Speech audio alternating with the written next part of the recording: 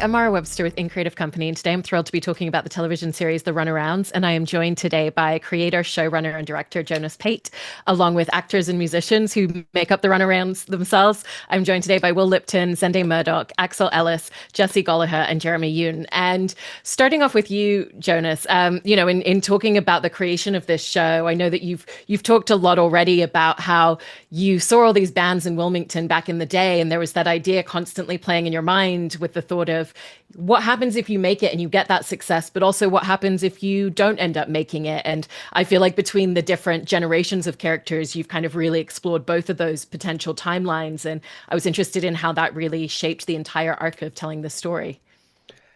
It was something that I've always been interested in, and it's pretty hilarious talking about it because all of these guys pretty much live this story for real.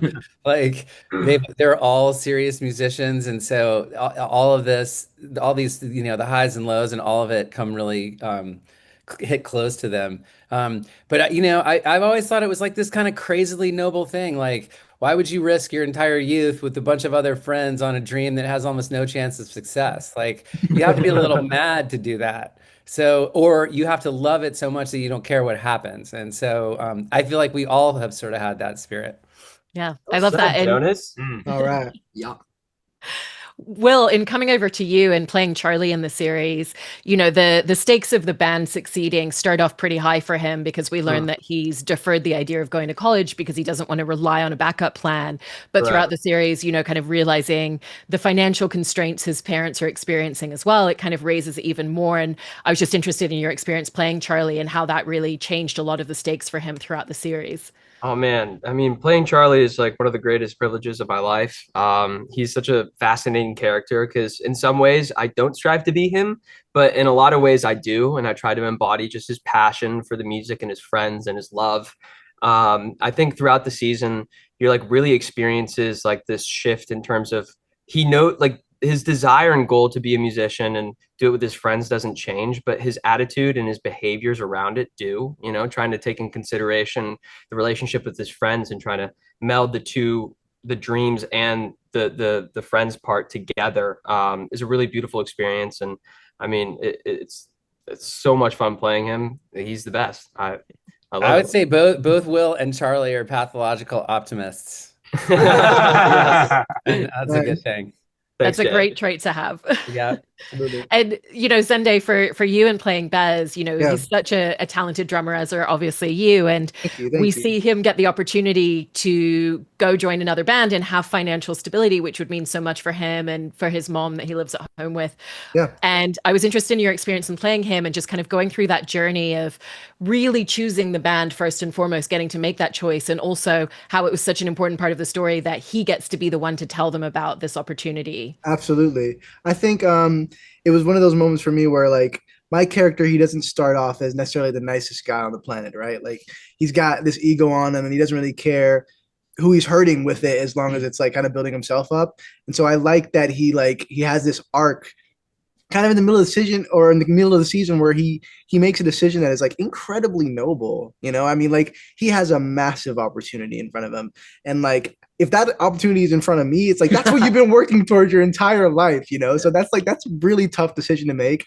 I think he makes the right one, and so I'm really happy for Bez in the sense that like it shows his character, the person that he is on the inside, beyond his goals as a drummer. It was an honor to kind of And to Zende portray kills that. it. Like that moment happens in episode 5, This is not a guy who was previously an actor, and he crushes it. Hey, thanks, So man. fucking good. That means a lot, Jay. At a Yeah. waterfall where the water was rushing so loud that you couldn't hear any of your Right? friends saying Just making it anything. extra challenging. Yeah. No, it was, Everyone's like, I don't know what you said, but it seemed cool. I don't know. but like, yeah, no, for Yeah, sure. yeah. No, it's an honor. It's an honor. I love that part of my story.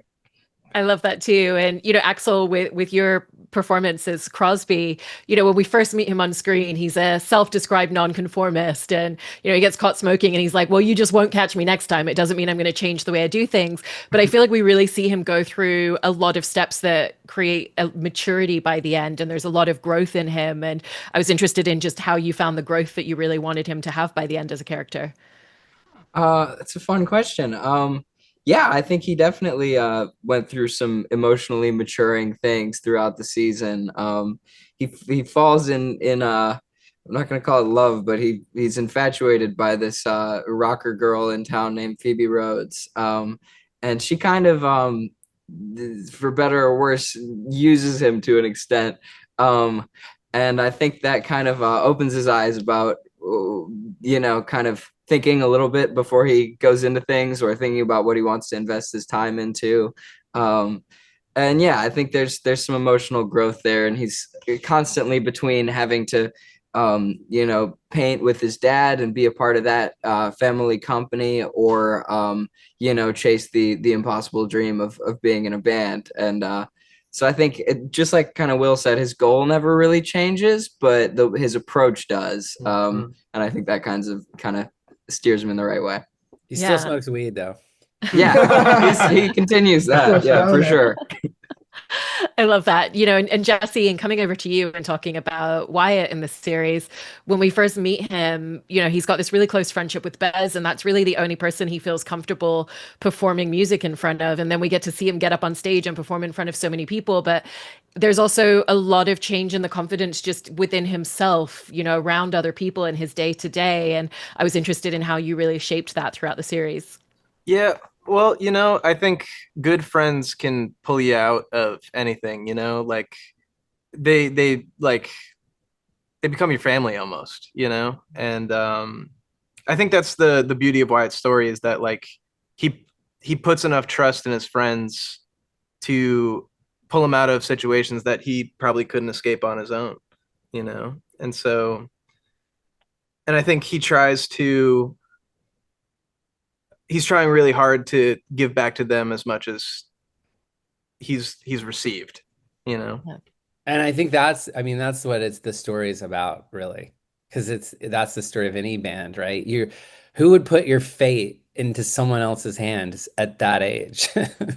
Right? But that's what happens if you're in a band.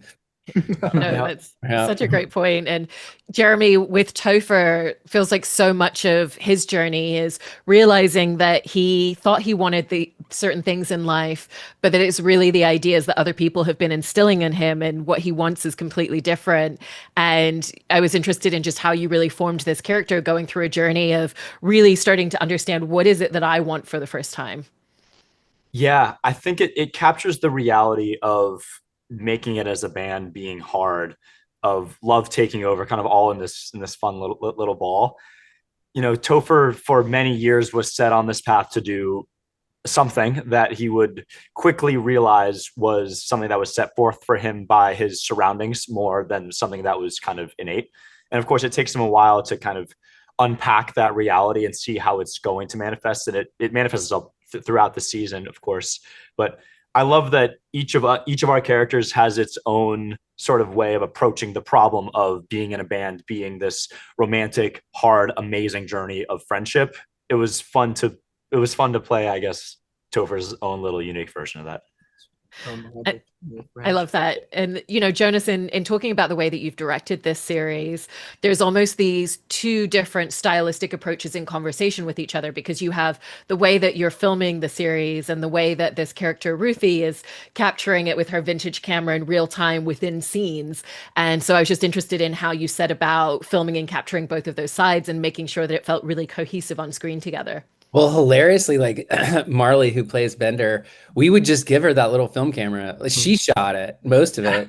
Literally, like awesome. The camera was real. She actually shot it. So, that was really fun. I think a big part of the process was, with the exception of Will, everybody was pretty new to acting. And we had this great spiritual gangster for all of us, this Russ, shout out to Russ Blackwell. All right. It just sort of like helped create this environment where it was okay to fail. It was okay to be like a kid. Either you could be vulnerable, nobody was going to judge you. Nobody was going to because if you do that, you tighten up, you can't, it's hard to act, all those sorts of things. So it was great to see all the guys lean into that. And just get used to having a camera in your face. That's hard. When somebody points a camera at you, it makes you self-conscious. Yeah. It takes a minute to forget that it's there. In order to be good, you got to forget it. So he was great about that. Well That's said. fantastic. And, for all of you in the band, obviously you originally came together through the casting process for Outer Banks before this show was even a concept and an idea that Jonas had. And, I know that in between you've written music together and you've performed extensively. Once you came to making this show, how did all of that time that you had spent together kind of really forming a real band in between really help with what you felt like you were able to capture and bring on screen, because it's such a great myriad of these characters, but also your personal experiences? It was such a massive advantage to have had, 4 odd years of rehearsal and writing songs and seeing what works, what doesn't, and finding what our sound could be. Yeah, without that, I don't know that we would have been able to do it. Yeah. I know. It's so or, true.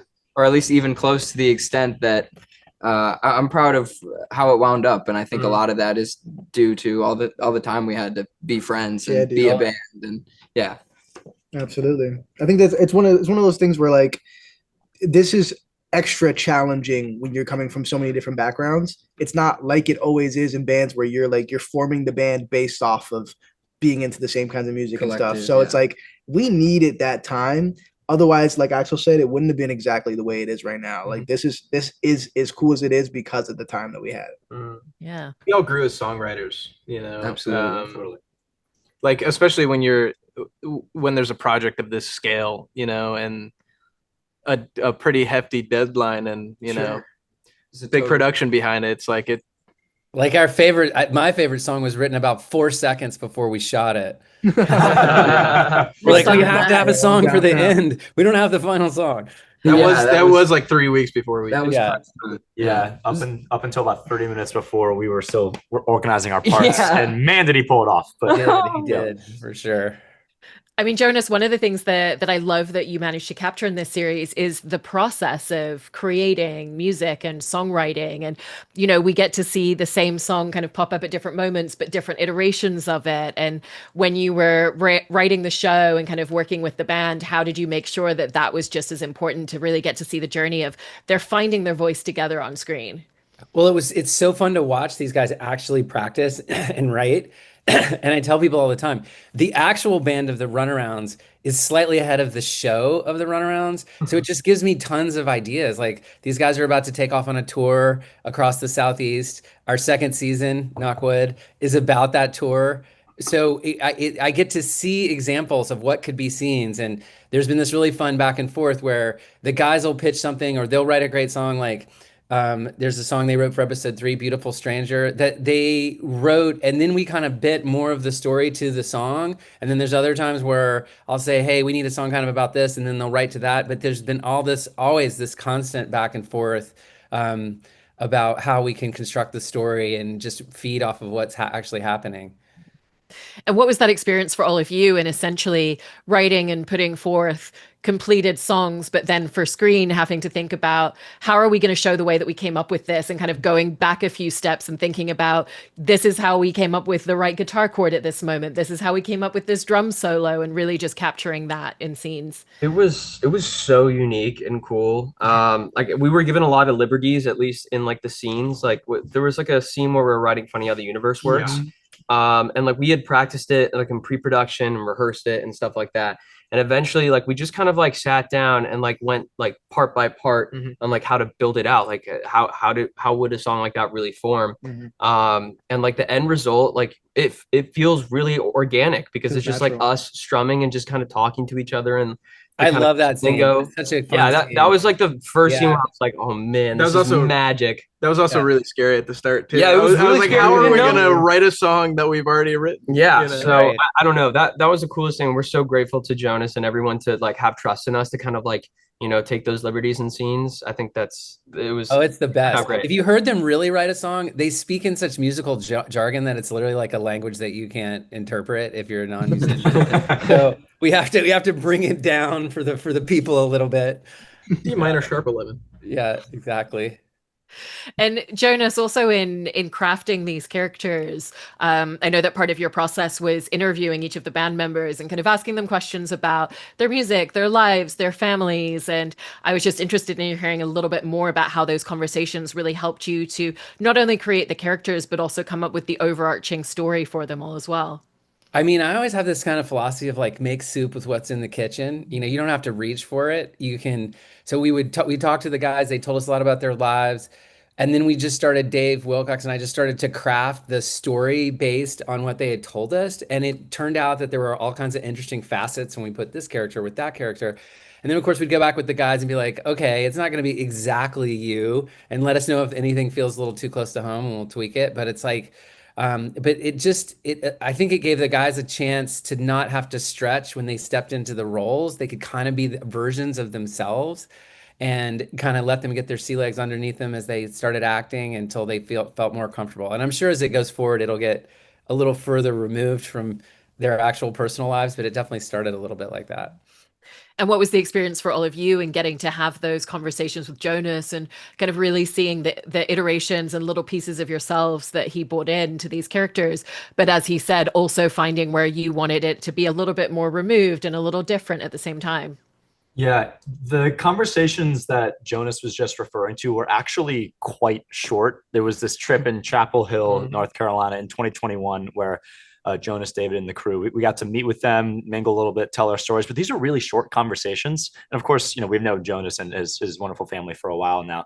But I think back to these days often because throughout the season, there were all these little moments where I was like, oh, wow, I can tell that Jonas is trying to draw something here or make our job a little bit easier in this way. And I'm like, wow, he got so much out of that conversation, he and the team. They're such amazing storytellers that, even to this day, I'm still like, unraveling like how deep they were able to sort of like dig into us. And of course, also create their own wonderful moments for each of us too. Right. But you guys were good. You guys were really open. We just took a bunch of notes.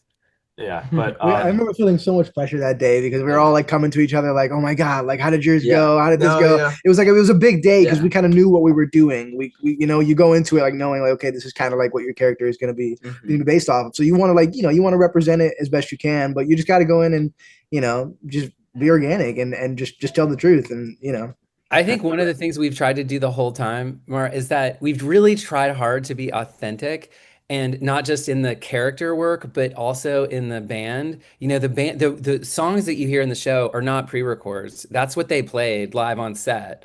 And that was a big debate with Amazon. It's not how you do shows like Daisy Jones and the Six. And they were so cool to let us do that because we wanted it to feel as real and as authentic as we could make it. Absolutely. Yeah. I think the result of all that is really nice. And on what Jeremy said, just having a good depiction of kind of, our character baked in it feels like I'm kind of able to represent what I loved and in high school and what I still love to do. And just in a very kind of personal way. Sometimes it's fun to be able to showcase what we were all up to. And with all the live music performances in the show, you've also all really captured the essence of how they all feel very different. There's a huge difference between performing cover versions at a high school graduation party to, playing on the roof in town where everybody's there specifically to see you, or a club where people are coming to watch you and potentially sign you at the end of the night.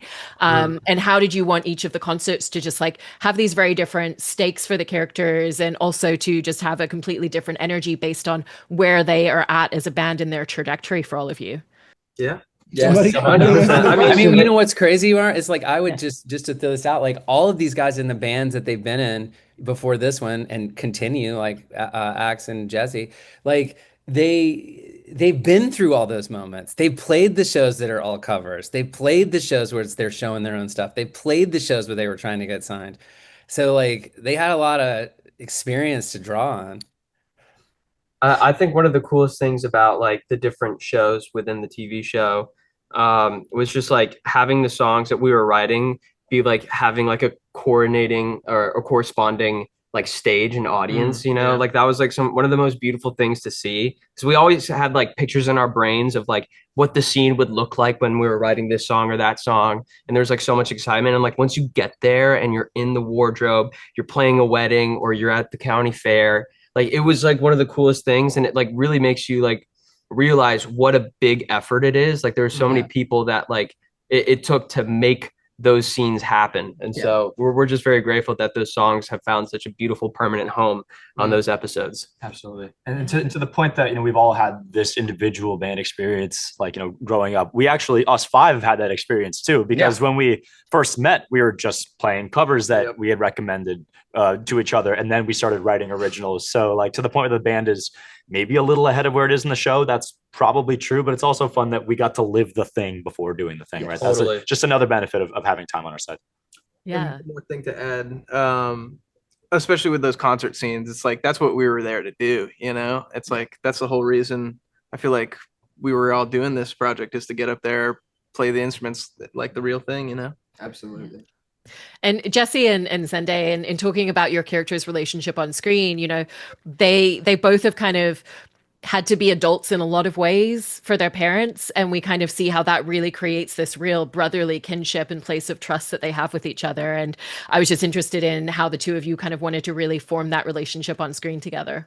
You can take the lead on that one. Yeah. Okay. Well, I think Jesse made it really easy. Me and him, when we first started the acting coaching with Russ Blackwell, me and him kind of came into it wanting it to kind of just feel really natural and in like a brotherly sense. You want it to feel like there's been a lot of history there, right? You don't want it. And there was an earlier version of the script in which Bez and Jesse, or Bez and Wyatt, were meeting. But then as it got tweaked, you wrote it in the way that they've had a history together, So you get the sense as a viewer that there's been a lot of story there between the two of them.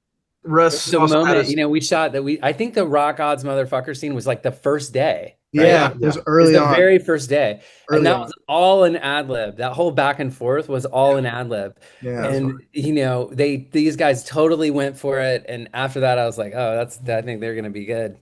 Russ also had us do a scene from Clerks. Oh yeah.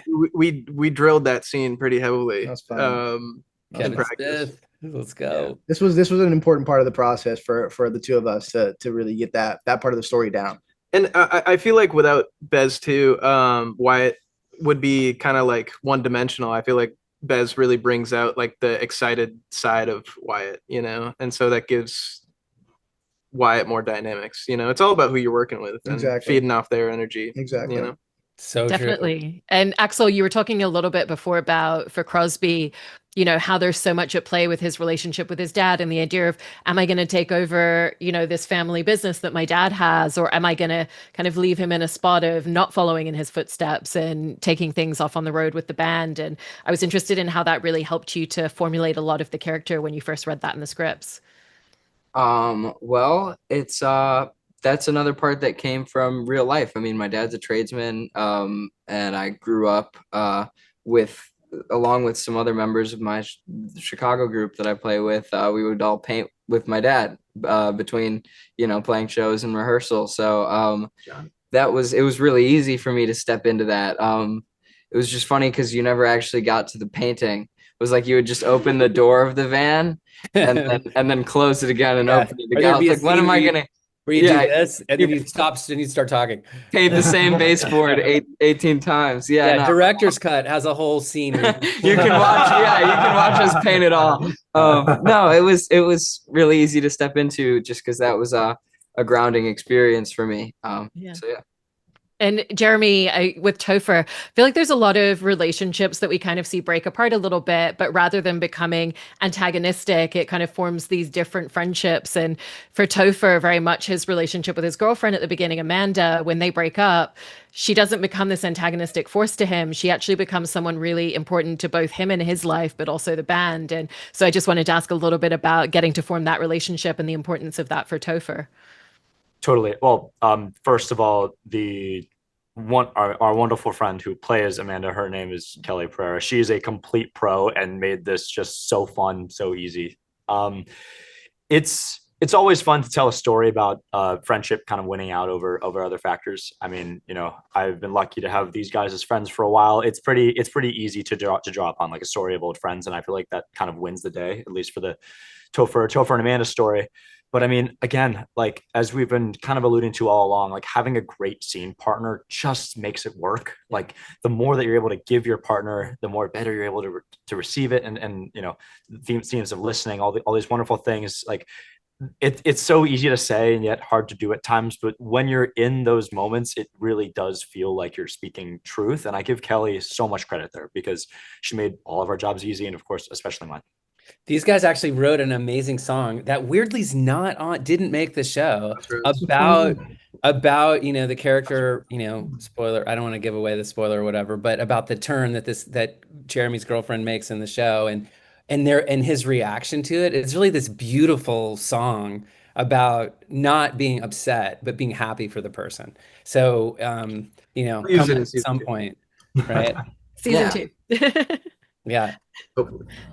And Will, with Charlie, obviously a hugely important relationship for him is with Sophia, played by Lila Pate. And, I love watching the two of them writing songs together, and the fact that she doesn't just come up with a lyric or a suggestion. She's asking him questions about, well, why does this make you think this way? What does this make you feel? What's the meaning of this line to you? And I was interested in how you felt like that brought out a totally different side and a lot more depth to Charlie. Yeah, I mean, what a great question. Like, I think that Sophia almost like rearranges Charlie's scrambled brain and just like really makes him focus in on what he's like so passionate about, because he has all this love and enthusiasm and stuff, and she kind of goes around and arranges it and kind of helps him see the bigger picture. And I think that's why Charlie is so drawn to Sophia, is just like she's magic. And so is Lila. She was such an amazing scene partner to work with. But I think their relationship is just so sweet and wholesome. Like one of those things that like, keeps people drawing back to like those classic love stories. And I'm like really, really excited to see where it kind of goes into season 2. Like, will the happily ever after continue on, or are there going to be some struggles and challenges along the way? Yeah. And Jonas, in kind of arcing out the story for the band throughout the first season, how did you come up with the idea of how much success do I want them to how much success do I want to allow them to have at any given moment? Because, there's these very real milestones, like we uploaded something online and a bunch of people are picking it up, and maybe now there's some traction, but the whole time it feels like it could go in either direction. It could either lead to great success or it could just be a great summer. And so how did you find that constant push and pull and the pacing of that? I think it's honestly like being in a band. I kind of think like for every good thing I want to give them, I want to give them 2 bad things, like, and in the way it just sort of like lurches a little bit more forward, but not in a straight line. And I think life's a lot like that. And you got to keep hanging in there when you take some knocks. And the idea for the show as a whole is that story continues, and that at every level, wherever you're at, you're gonna hit obstacles that could derail you. It's never just like, okay, mic drop, we're done, we won. There's challenges that present at every moment. No, it's such a great point. And you've all done such a great job on the first season of this show. So congratulations. Thank you. Thank you so you much so for talking much. about it. Appreciate it.